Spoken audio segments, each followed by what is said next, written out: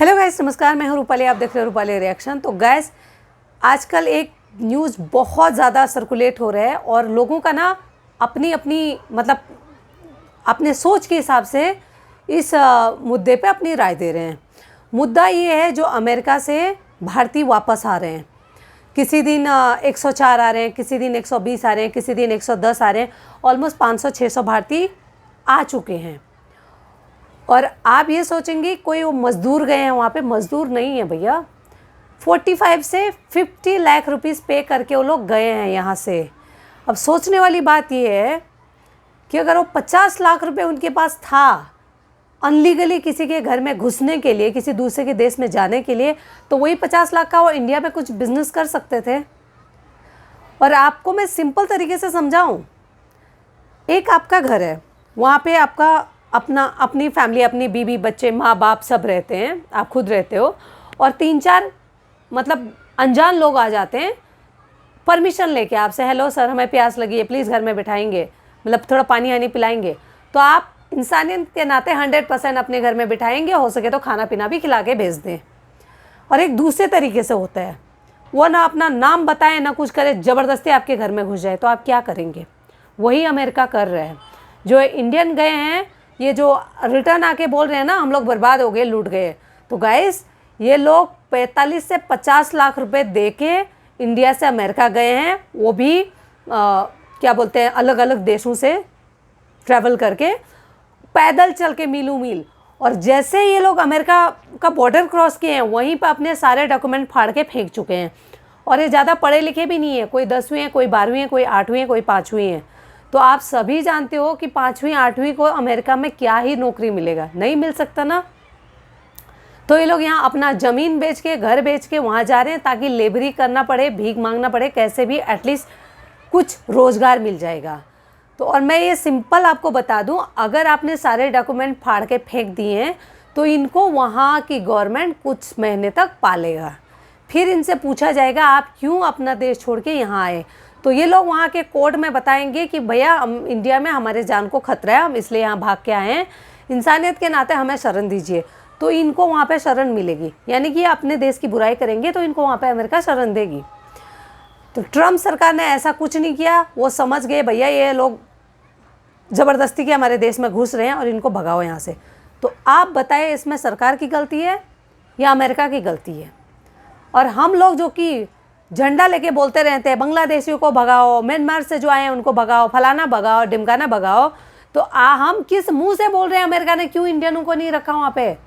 जो लीगल तरीके से गए हैं, अगर उनको कोई अमेरिकन अगर भगाता है कलर के ऊपर कि भाई हाँ तुम अच्छे नहीं दिखते, तुम पढ़े लिखे नहीं हो, तुम अच्छा काम नहीं करते हो, तो वो समझ में आता है। वो लीगल तरीके से नहीं गए हैं भाई। समझने वाली बात ये है, जैसे कोई बांग्लादेशी यहाँ पे पकड़ा जाता है तो उसको क्या करते हैं, जेल में रखते हैं, फिर सरकार टू सरकार बात होती है, उनको रिटर्न भेजा जाता है। तो सेम वही अभी हो रहा है।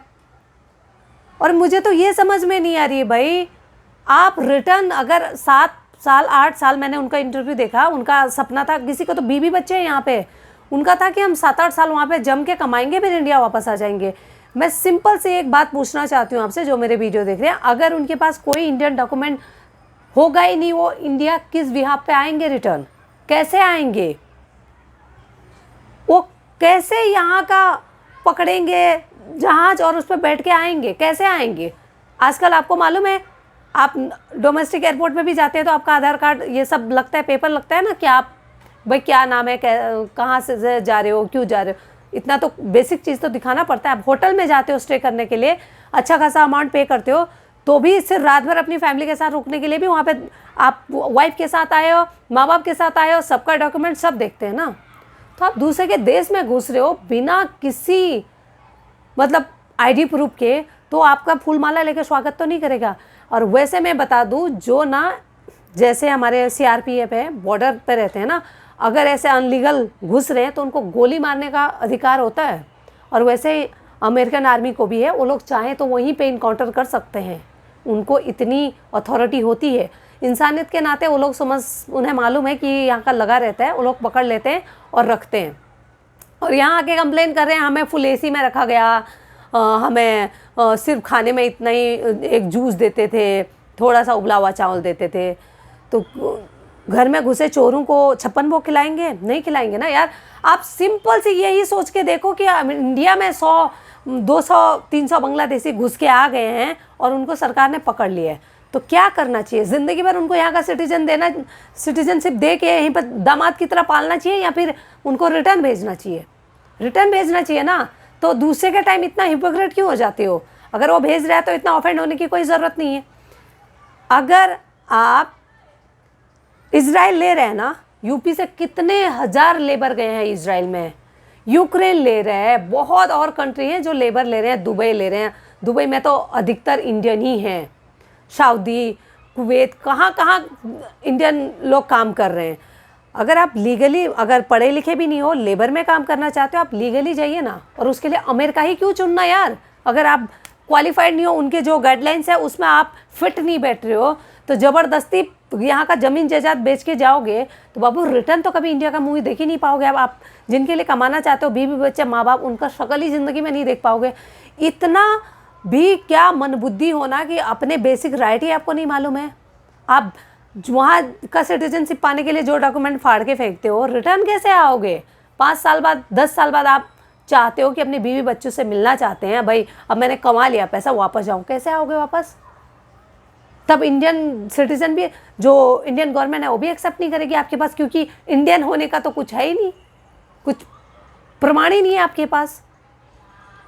और 45 लाख देने के लिए आपके पास पैसा है ज़मीन बेच के, यहीं पे कुछ, अरे कुछ यहीं पे बिजनेस कर लो अपना। 45 लाख में तो बहुत कुछ अच्छा हो जाएगा। 45 लाख बैंक में रह के उसके ब्याज से थोड़ा बहुत आपका गुजारा हो सकता था। क्या ज़रूरत है? और इतना ऑफेंड होने की ज़रूरत नहीं है यार। हर कोई अपने देश को सुरक्षित रखना चाहता है, वो भी अपने जो अमेरिकन है उनके लिए एम्प्लॉयमेंट चाहता है, उनके लिए जॉब चाहता है। वो इंडियन के अगेंस्ट नहीं है। अगर कोई इंडियन जा रहा है, पढ़ा लिखा होना चाहिए, उसके बाद डिग्री होनी चाहिए। अगर कोई घूमने जा रहा है तो किसके यहाँ रुकेगा, कितने उसके अकाउंट में पैसा है, ये बेसिक चीज़ें देखते हैं और वो लोग परमिशन दे देते हैं। आप किसी चीज़ में फिट नहीं हो तो भी उन दूसरे के देश में घुसना है, ये तो गैर कानूनी है ना। और गाइस, एक स्टेट के नहीं है, सारे उत्तराखंड, यूपी, हरियाणा, पंजाब, सबसे ज़्यादा पंजाब, गुजरात, महाराष्ट्र, हर जगह से लड़के जा रहे हैं।